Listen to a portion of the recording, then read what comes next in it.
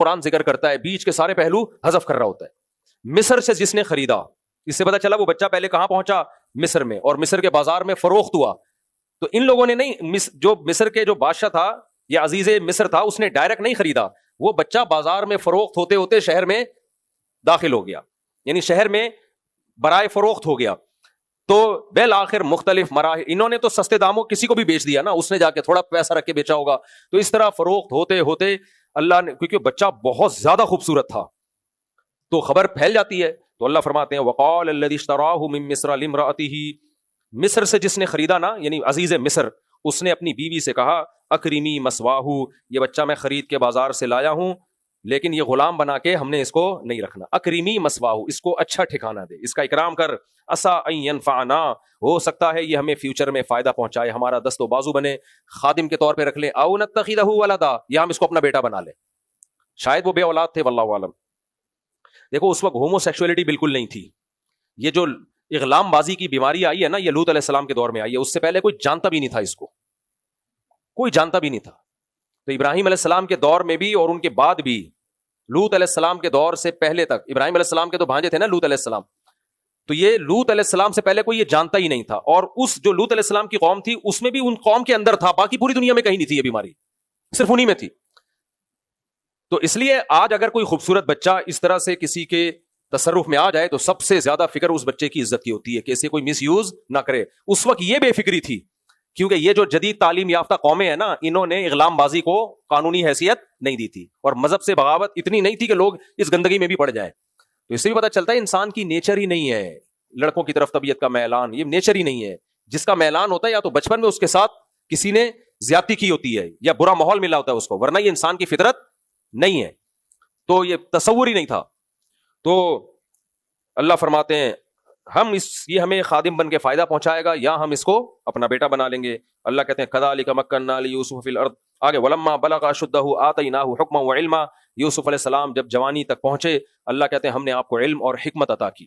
وکذالک نجزی المحسنین, نیک لوگوں کو ہم اسی طرح بدلہ دیا کرتے ہیں. وہ بچپن سے نیک تھے, پرہیزگار تھے. وراودتہ التی هو فی بیتها عن نفسہ, جب جوانی کی دہلیز پہ قدم رکھا, ظاہر ایک حسن اور جمال جو تھا وہ اس میں ایک کشش پیدا ہوئی. تو جو عزیز مصر تھی نا, جس کو بادشاہ نے اپنی بیوی کو کہا تھا کہ اس کا خیال کرنا, وہی یوسف علیہ السلام پر عاشق ہو گئی. وغلقت الابواب وقالت حیت لک, اور دروازے بند کر کے ان کو بدکاری کی دعوت دینے لگی. قال معاذ اللہ, یوسف علیہ السلام نے کہا اللہ کی پناہ. آپ کو پتہ ہے انسان جب بالغ ہوتا ہے نا, تو سب سے زیادہ خواہش اس وقت اس میں ہوتی ہے عورت کی, جب بلوغت کی دہلیز پہ قدم رکھتا ہے. یہ میڈیکل سائنس سے ثابت ہے. تو انتہائی ایسے وقت جب انتہائی زیادہ انسان میں خواہش ہو, اور مسافر بھی ہوں اپنے ملک سے, اپنے رشتہ داروں سے دور, کوئی روکنے ٹوکنے والا بھی نہیں. انسان اپنے ملک میں جرم کرتے ہوئے ڈرتا ہے کیا لوگ دیکھ لیں گے تو بدنام نہ ہو جاؤں, وہاں کوئی روکنے والا بھی نہیں. اور عزیز مصر ایک بہت بڑا درجہ تھا, مقام تھا. اس کی زوجہ, بادشاہ لوگ بدصورت عورتوں سے نکاح نہیں کرتے, ہر طرح سے گناہ کا سامان, ہر طرح سے, اور دروازے بھی بند. کوئی بدنامی کا خطرہ نہیں ہے, بلکہ نہ کرنے میں بدنامی کا خطرہ ہے کہ وہ الزام لگا دے گی الٹا. جو فاحشہ عورتیں ہوتی ہیں نا, جب وہ کسی کو دعوت دیں اور عشق ہو جائے ان کو, تو اگر آپ ان کی دعوت کو ٹھکراؤ نا تو بدنام کر دیتی ہیں آپ کو وہ. اور عورت جب ایک دفعہ منہ سے بات نکال دینا, پھر لوگوں میں اتنی سینس نہیں ہے کہ وہ یہ دیکھیں کہ سچ بول رہی ہے یا یہ جھوٹ بول رہی ہے. یہ ہمیشہ سے لوگ پھر اس کو کہتے ہیں کچھ تو ہے, کچھ تو چکر ہے. اس کے باوجود یوسف علیہ السلام کیا کہہ رہے ہیں, معاذ اللہ, اللہ کی پناہ. اس سے معلوم ہوتا ہے زنا چھوٹا جرم نہیں ہے, اور زنا کے بارے میں اللہ کی نظر میں کوئی عذر قبول نہیں ہے. بس آپ کے پاس یہی آپشن ہے کہ بھاگو وہاں سے, آپ نہیں کر سکتے. انہ ربی احسن مثوایا, کہنے لگے یہ میرا رب ہے, میرا مالک ہے جس نے مجھے اچھا ٹھکانہ دیا. کیا مطلب, تیرا شوہر. یوسف علیہ السلام نے اللہ کا حوالہ کیوں نہیں دیا کہ اللہ نے منع کیا؟ اس لیے کہ وہ کافر تھے. اصل بات تو یہ کہ شوہر اجازت بھی دے دیتا تو حضرت یوسف نے اس پہ دست درازی بولو نہیں کرنی, کیونکہ حرام ہے. لیکن اس کو سمجھانے کے لیے کیا حوالہ دے رہے ہیں, بھائی یہ غیرت کے خلاف ہے. جس گھر میں میں پلا ہوں اسی کی زوجہ پہ ہاتھ دست درازی نہیں کر سکتا میں. آج یہ بے غیرتی بھی ہے. کتنے کیس ہوتے ہیں, 2 نمبر لوگ قرآن کے قاری بن کے چلے جاتے ہیں گھروں میں, اور وہیں ان کی بیٹیوں سے ریلیشن قائم کرنا شروع. یار وہ تمہیں قاری سمجھ کے, دین کا عالم سمجھ کے, قرآن کا دائی سمجھ کے تم پہ اعتماد کر رہا ہے. سارے قاری ایسے نہیں ہوتے, لیکن بعض ایسے واقعات بھی آئے ہیں وہ تم پہ اعتماد کر رہا ہے اور تم آستین کے سانپ بنے ہوئے ہو. ٹیوٹر آ رہے ہوتے ہیں پڑھانے کے لیے بچیوں کو, وہ بچیوں سے ریلیشن قائم کرنا شروع کرتے ہیں. تمہارے باپ, اس کے باپ نے تم پہ اعتماد کر کے تمہیں رکھا ہے. یہ بہت بے غیرتی چل رہی ہے. تو یوسف علیہ السلام نے کہا انہ ربی احسن مثوایا, یہ جو ہے نا تیرا شوہر, یہ کیا ہے, یہ میرا مالک ہے, اس نے مجھے گھر میں پناہ دی ہے, پالا ہے, اچھا ٹھکانہ دیا ہے, تو میں اس کے ساتھ خیانت نہیں کر سکتا. انہ لا یفلح الظالمون, ظالم لوگ کبھی کامیاب نہیں ہوتے. یہ تو ظلم ہوگا, میں کبھی بھی کامیاب نہیں ہو سکتا. پھر قرآن کہتا ہے وَلَقَدْ هَمَّتْ بِهِ وَهَمَّ بِهَا, تحقیق عزیز مصر کی بیوی جس کو زلیخا کہا جاتا ہے, اس کے دل میں بھی خواہش پیدا تھی اور یوسف کے دل میں بھی خواہش پیدا ہوئی. خواہش پیدا ہونا برا نہیں ہے, کیونکہ مرد ہے نا, ایک اکیلی جوان خوبصورت عورت بند کمرے میں دعوت دے رہی ہے, تو اس کی طرف دل کا مائل ہونا یہ نیچرل ہے. تو قرآن کہہ رہا ہے اچھا قرآن نے اس کو ذکر کیوں کیا, یوسف علیہ السلام کی اس بات کو کہ ان کے دل میں بھی خواہش پیدا ہوئی, اس کا ذکر کیوں کیا, یہ بتانے کے لیے کہ بعض دفعہ زنا کرنے والا یہ کہتا ہے میرا دل بہت چاہ رہا تھا, دل کے ہاتھوں مجبور. بھائی جب مرد ہوگا تو دل چاہے گا. زنا سے بچنا اس کو نہیں کہتے کہ دل نہیں چاہ رہا ہو, جب دل نہیں چاہ رہا ہو تو بیوی کے پاس نہیں جاتا آدمی, تو دل چاہنے کے بعد ہی تو پتا چلتا ہے کہ آپ میں کتنی کنٹرولنگ پاور ہے. ہجڑوں کا دل چاہتا ہے زنا کرنے کا, ہجڑوں کا تھوڑی دل چاہتا ہے, ان کو تو کوئی ثواب تھوڑی ملتا ہے زنا سے بچنے پر. ثواب مردوں کو ملتا ہے جن کا دل چاہ رہا ہو اور خدا کے خوف سے اپنی خواہش کو کنٹرول کر لیں. نبی صلی اللہ علیہ وسلم نے فرمایا 7 آدمی قیامت کے دن اللہ کے عرش کے سائے میں ہوں گے, ان میں رجل دعتهم امرأة ذات حسن و جمال, یا او کما قال فقال انی اخاف اللہ, ایک خوبصورت حسین عورت صاحب منصب وہ زنا کی دعوت دے اور یہ جواب میں کہ مجھے اللہ کا خوف ہے. یعنی یہ نہیں کہ میرا دل نہیں چاہ رہا یا میں نامرد ہوں, ڈرتا کس سے ہوں, اللہ سے.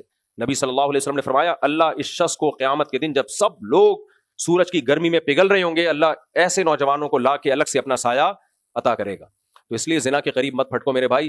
اگر زنا کی اسلام میں ذرہ برابر بھی گنجائش ہوتی تو پھر اس وقت یوسف علیہ السلام معذور ہوتے, ان کو اجازت نہیں تھی. انہوں نے کہا اللہ کی پناہ, ظالم کبھی بھی کامیاب نہیں ہوتے. زنا کرنے والے کو انہوں نے ظالم کہا. آگے اللہ تعالیٰ فرماتے ہیں انہو, فرمایا وَاسْتَبَقَ الْبَابَ, دل میں خواہش پیدا ہوئی لیکن ارادہ نہیں کیا, انہوں نے عزم نہیں کیا. وَاسْتَبَقَ الْبَابَ, دروازے کی طرف بھاگے. وَقَدَّتْ قَمِيصَهُ مِن دُبُرٍ, اور ان کی قمیض زلیخا نے ہاتھ پکڑا نا تو پیچھے سے پھٹ گئی.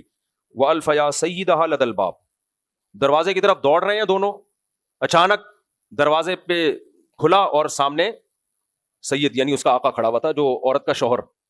اچھا اللہ میاں نے شوہر کو سید کہا ہے, آقا, تو اللہ میاں تھوڑی سی رسپیکٹ دے رہے ہیں ہسبینڈ کو, تو خواتین کو چاہیے وہ بھی اپنے شوہر کو کیا بولے, آقا. آپ ہمارے کیا ہیں, وسیم, جمشید, تم کیا ہو آج سے میرے, ابھی تو نام لے رہی ہیں, جمشید کیا کر رہے ہو تم, شرم نہیں آتی. ہم نے کہیں بیان دے دیا کہ عورت نام نہ لے شوہر کا, احترام اسی میں. تو ایک صاحب نے حدیثیں پیش کر دی. بھائی حدیثوں میں دونوں چیزیں ملتی ہیں, ہمیں نام لینا بھی جائز ہے, لیکن بعض صحابہ سے میں ملتا ہے ان کی بیویاں اپنے شوہر کا نام نہیں لیتی تھیں. اب تو سوسائٹی میں شوہر کا احترام ہی ختم ہو رہا ہے, تو اس احترام کو بچانے کے لیے کچھ روایات کا پاس رکھنا پڑے گا. اس لیے میں خواتین کو حلال حرام کا مسئلہ نہیں ہے, مشورہ یہ دیتا ہوں جمشید نہ کہا کرو, کچھ اور کہہ دو.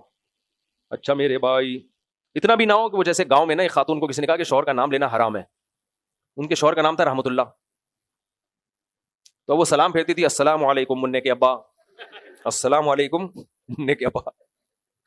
یہ کیا کہہ رہے رحمت اللہ نام ہے میرے شوہر کا, اور نام لینا کیا ہے. اچھا میرے بھائی جلدی سے بس 5 منٹ میں, پھر باقی کل انشاءاللہ. تو الفیا سیدہا لدى الباب, دیکھا بھائی سامنے بادشاہ سلامت, وہ جو عزیز مصر ہے وہ کھڑا ہوا ہے, جو زلیخا کا شوہر تھا. بڑا حیران ہوا, واٹس گوئنگ آن, یہ کیا ہو رہا ہے.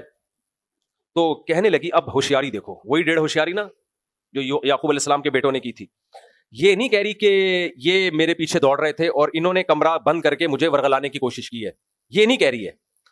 کہہ کیا رہی ہے, ما جزاء من اراد باہلک سوءا, میرے ہسبینڈ ہو آپ, مجھے بتاؤ آپ کی بیوی کے ساتھ اگر کوئی غلط ارادے سے اس کی طرف بڑھے, اس کی سزا کیا ہونی چاہیے. اس کانفیڈنس دیکھ رہے ہیں, میں سمجھا پا رہا ہوں اپنی بات. جب خواتین بھی کسی پہ جھوٹی تہمت لگاتی ہیں نا, تو کانفیڈنس لیول یہی ہوتا ہے, اس سے متاثر مت ہوا کرو. اور جب میاں بیوی کے جھگڑے ہوتے ہیں نا, تو اکثر فحش الزامات شوہروں پہ لگ رہے ہوتے ہیں. عورت کو پتا ہوتا ہے یہ منجن مارکیٹ میں سب سے زیادہ بکے گا, یہ عورت کو پتا ہوتا ہے.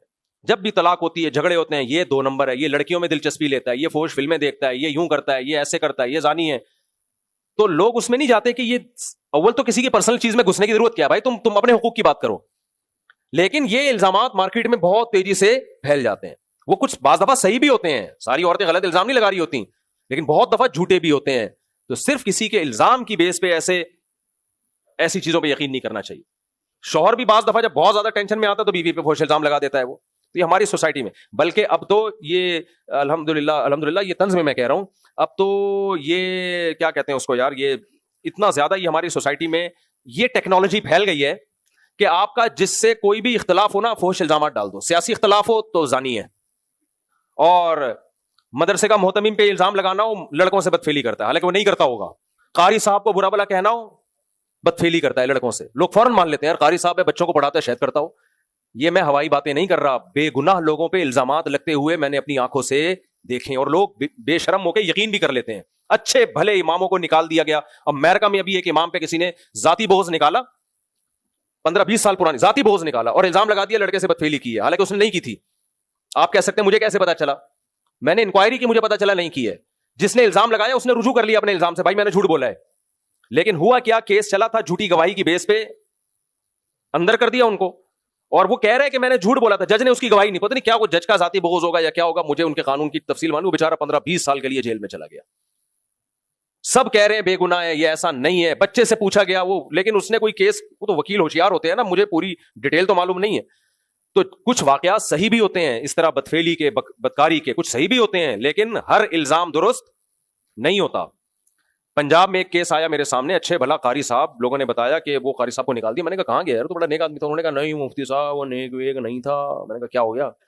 کہہ رہے ہیں وہ ایک لڑکے کے ساتھ بدفعلی کرتے ہوئے پکڑا گیا. میں نے کہا دیکھا کس نے, گواہ کہاں ہے؟ کہہ رہے ہیں وہ لڑکے نے خود بتایا, گواہ کوئی نہیں ہے, لڑکا جس سے کی اس نے خود بتایا کہ میرے ساتھ قاری صاحب نے ایسا کیا ہے, اور لڑکا بھی بڑا. میں نے کہا یہ پوری انکوائری کی میں نے, اس کے ساتھ قاری صاحب نے کیا, اور اس نے بڑے آرام سے بولو ہونے دیا, نہ چیخا نہ چلایا. پورا کام کروانے کے بعد آ کے کہہ رہے یہ 2 نمبر آدمی ہے. میں نے کہا یہ تم لوگوں کی مینٹالٹی ہے کہ ایک آدمی جو اپنے آپ کو گندا ہونا تو ثابت کر دیا, اس کی گواہی پہ ایک شریف آدمی پہ الزام لگا رہے ہو تم. تو وہ واقعی کہنے لگے یار مفتی صاحب آپ صحیح کہہ رہے ہو, ہمیں بھی نہیں لگتا کہ وہ بیچارہ ایسا ہو. ساری زندگی کے لیے ذلیل ہو گیا کہ نہیں ہو گیا؟ تو ہمارے ہاں کوئی معیار نہیں ہے کسی پہ, کچھ بھی, کوئی ویڈیو بنا دو, یوں کر دو, وہ کر دو, کچھ بھی نہیں ہے. جو الزام, کوئی گواہی نہیں, کوئی دلیل نہیں.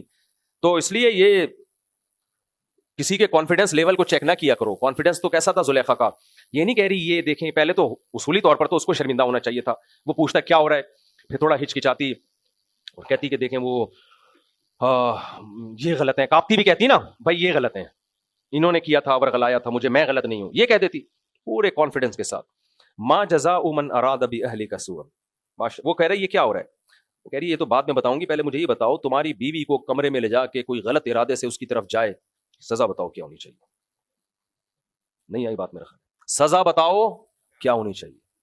جیل بھیجیں, پھانسی کے پھندے پہ لٹکائیں, یا ملک بدر کر دیں؟ ان تینوں میں سے جلدی سے اجلاس بلاؤ قومی اسمبلی کا اور قانون پاس کرو تاکہ آئندہ کے لیے کوئی یہ ہرگز نہ کرے. وہ بیچارے یوسف علیہ السلام یار چپ بھائی. پھر یوسف علیہ السلام بولے قال ہی راودتنی عن نفسی, ہاں کہنے لگی الا ان یسجن او عذاب الیم. 2 عذاب تو اس وقت میرے ذہن میں ہیں, وہ میں آپ کو بتا دیتی ہوں, باقی اسمبلی کا اجلاس ہوگا تو اس وقت آپ فیصلہ کر لیے گا. الا ان یسجن, یا تو جیل میں ڈال دیا جائے یا دردناک سزا دی جائے, کوئی خاندانی قسم کی سزا. یہ 2 پنشمنٹ تو میں نے بتا دی ہیں, تیسری اگر کوئی آپ کے ذہن میں ہو تو آپ میرے ہسبینڈ ہو, ہمارا آپ کا ریلیشن آپ کو پتہ ہی ہے. جس دن سے ہماری شادی ہوئی تھی اس دن سے ہماری کتنی محبت اور کتنی ہنسی خوشی زندگی ہماری گزر رہی ہے. آج تک میں نے کبھی ایسا کیا نہیں ہے, تو اب مجھے یہ بتائیں کہ یہ, اور نہ میرے ساتھ کبھی کسی نے ایسا کیا, تو اس لیے اب سزا بتائیں. 2 سزائیں میں نے بتا دی ہیں. آپ کا جو امتحان میں نے لیا ہے اس میں 2 سوال کے جواب میں دے چکی ہوں. ہوتا ہے نا امتحان میں کہ یہ سوال کا جواب تو آسان ہے, ایک تھوڑا سا مشکل ہے, تو یہ 2 تو میں نے بتا دی, اب آپ بتائیں. اب یوسف علیہ السلام بولے ہی راودتنی عن نفسی, بھائی اس نے مجھے ورغلانے کی کوشش کی ہے, میں نے نہیں کی. یہ کیوں بولے یوسف علیہ السلام؟ اپنی صفائی میں بھی ایسے موقع پہ بولنا چاہیے, خاموش نہیں رہنا چاہیے. مفتی رشید احمد خورشید صاحب کا میرے پاس فون نہیں ہے, وہ جو ابھی آج کل GTV میں جا رہے ہیں, کہ ہمیں کچھ علماء کہہ رہے ہیں کہ آپ نے کیا اختلافی مسائل ٹی وی میں چھیڑ دیے, 3 طلاق کا مسئلہ اور فلانا مسئلہ اور عورتوں کی نماز کا مسئلہ. پرسوں ان کی کال آئی تو کیا مجھ سے مشورہ لے رہے تھے میں کیا کروں. میں نے کہا رمضان میں یہ اختلافی مسائل واقعی نہیں چھیڑنے چاہیے, لیکن چھیڑ کوئی اور رہا ہے اور آپ چپ بیٹھے رہیں تو اس سے تو یہی پتہ چلے گا کہ غلط چیز سوسائٹی میں پھیل جائے گی. چھیڑو. ابھی وہ ہے نا فضول آدمی, اس نے وطر کے بارے میں کلپ بنا کے ڈال دیا پبلک میں کہ 2 رکعت کے بعد بیٹھنے کو نبی نے منع کیا, حالانکہ کسی حدیث میں نہیں ہے کہ نبی نے 2 رکعت کے بعد بیٹھنے سے منع کیا, بلکہ صحیح مسلم کی صحیح حدیث ہے کہ 2 رکعت کے بعد وتر میں آپ نے قعدہ کیا اور سلام پھیرے بغیر کھڑے ہو گئے. وہ میں بھی ریکارڈ کرواؤں گا اس پہ. کتنے لوگوں کو کنفیوژن میں ڈال دیا یار بلا وجہ کا. اب مجھے اچھا نہیں لگ رہا کہ میں اختلافی مسائل پہ کلپ ریکارڈ کرواؤں. لوگ زنا کر رہے ہیں, چوریاں کر رہے ہیں, شرابیں پی رہے ہیں, لیکن نہ ریکارڈ کروائیں تو کنفیوژن تو پھیلا دی نا ایک آدمی نے کہ ہم اب تک جو وتر پڑھتے آئے ہیں غلط پڑھتے آئے ہیں. یہ بر صغیر کے علماء, انڈیا, پاکستان, برما, افغانستان اور عبداللہ بن مسعود اور حضرت عمر اور امام ابو حنیفہ اور صاحبین اور صدیوں سے جو علماء, فقہا, محدثین, امام طحاوی, یہ سب غلط وتر. یہ آیا ہے آج ہمیں بتائے گا کہ صحیح وتر کا طریقہ کیا ہے. اختلافی مسئلہ تھا, آپ اپنے کسی عالم کی رائے پیش کر دیتے بس کافی ہے. ایسے ایکٹنگ کی ہے نا وہ ہو جیسے پتہ نہیں بہت بڑا کوئی مسئلہ حل کر دیا اس نے امت کا. تو ایسے موقع پہ خاموش رہنا بنتا نہیں ہے. تو ایسے موقع پہ فتنے کی نسبت اس کی طرف کی جائے گی جس نے فتنے کی بنیاد رکھی ہے. کیوں؟ جب ایک مسئلوں میں اتفاق ہو چکا تھا, آپ اب اس میں کیوں شرری چھوڑ رہے ہو؟ تو مفتی رشید احمد صاحب کو بہت سے علماء نے بولا کیا رمضان میں آپ نے چھیڑ دیا؟ میں نے کہا نہیں چھیڑو, لیکن اگر کوئی چھیڑ رہا ہے تو جواب دو آپ اس کا, پھر خاموش نہیں بیٹھنا. تو وہ کوئی, میں ان کا کوئی پیر و مرشد نہیں ہوں, ویسے ہی مشورے لے رہے ہوتے ہیں کبھی, آپ سمجھے. اچھا, تو اللہ تعالیٰ قرآن میں کہتے ہیں, خود صاحب استعداد ہے ماشاءاللہ, وہ قال ہی راودتنی عن نفسی. تو یوسف علیہ السلام خاموش نہیں رہے کہ بھئی اللہ پہ چھوڑ دو, اب مجھ پہ الزام لگا ہے تو چھوڑ دو, اللہ پہ دیکھا جائے گا, جو بھی ہوگا دیکھیں گے. بلکہ کیا فرما رہے ہیں, یہ کوئی شوہر کے سامنے ایکسپلینیشن ضروری ہے, بدگمانی نہ ہو. ہاں پبلک میں بات کر رہی ہوتی ہے الگ بات ہے, بھئی شوہر ہے اس کو تو بتا دوں میں آپ کے گھر میں رہ کے آپ کے ساتھ خیانت نہیں کر سکتا. تو ہی راودتنی عن نفسی, اس نے میرے ساتھ مجھے ورغلانے کی کوشش کی ہے. اب جھگڑا شروع, وہ کہہ رہی ہے, یہ یوسف علیہ السلام کہہ رہے ہیں میں بری ذمہ, اللہ نے مدد کرنی تھی. وَشَهِدَ شَاهِدٌ مِّنْ أَهْلِهَا, زلیخا ہی کے خاندان کے ایک بندے نے کہا کہ بھائی اب یقینی طور پر تو کسی کو پتا نہیں ہے کیا ہو رہا تھا, تو اس نے دیکھ لیا آپ کی قمیض پیچھے سے پھٹی ہوئی ہے. پیچھے سے قمیض جب بھی پھٹتی ہے جب بندہ آگے بھاگ رہا ہو اور کھینچنے والا پیچھے سے قمیض کھینچ رہا ہو. وہ بڑا ہوشیار تھا زلیخا کے خاندان کا. تو کہنے لگا ان کان قمیصہ قد من دبر من قبل فصدقت. دیکھ لو بھائی قمیض اگر آگے سے پھٹی ہوئی ہے تو یہ سچ کہہ رہی ہے, اور اگر قمیض پیچھے سے پھٹی ہوئی ہے تو یوسف علیہ السلام سچ کہہ رہے ہیں. یہ ہو نہیں سکتا کہ بھائی ایک پیچھے اور ایک آگے بھاگ رہا ہو تو قمیض پیچھے سے کیسے پھٹے گی. فلما رأى قمیصہ قد من دبر, جب بادشاہ وہ جو عزیز ہے مصر نے دیکھا بھائی ان کا تو کرتا پیچھے سے پھٹا ہوا ہے, قال انہ من کیدکن, کہنے لگا یہ تم عورتوں کی تدبیر ہے. ہاں تو تھی تو ایک کی نا, لیکن سب عورتوں کی طرف نسبت کیوں کر رہا ہے کہ اس کی رائے یہ تھی, میں نہیں کہہ رہا بھائی, اس کی رائے یہ تھی کہ جب عورتیں کسی پہ عاشق ہو جائیں تو پھر ان کا ورغلانے کا طریقہ یہی ہوتا ہے, اس کو مجبور کر دیتی ہیں. انہ من کیدکن ان کیدکن عظیم, اور تم لوگوں کی تدبیریں بہت بری تدبیریں, بہت